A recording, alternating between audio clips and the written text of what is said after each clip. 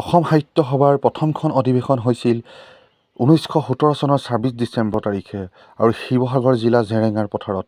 অসম সাহিত্য সভাৰ প্ৰথমখন অধিৱেশনত সভাপতিত্ব কৰিছিল পদ্মনাথ গোহাঁইবুঢ়াৰ। চিৰচেনেহী মোৰ ভাষা জাননী অসম সাহিত্য সভাৰ আদৰণি গীত গাইছিল।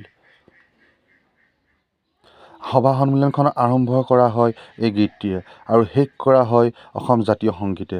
অ মোৰ আপোনাৰ দেশে চিৰচেনেহী মোৰ ভাষা জাননী এই গীতটি লিখিছিল মিত্ৰদেৱ মহন্তই।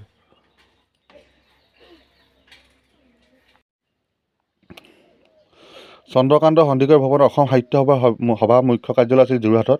1888 চনৰ 25 আগষ্টৰ অসমীয়া ভাষা উন্নতি সাধিনী সভা গঠন কৰা হৈছিল। এই অসমীয়া ভাষাৰ উন্নতি সাধিনী সভাখনেই পিছলৈ গৈ অসম সাহিত্য সভাৰ ৰূপ লয়। ভিডিঅ'টো চাই যদি ভাল লাগিলে লাইক এটা কমেণ্ট এটা কৰি দিব। যদি নেক্সট ভিডিঅ' ইয়াৰ পিছত নেক্সট ভিডিঅ' আহি আছে ভাল চাই থাকিব।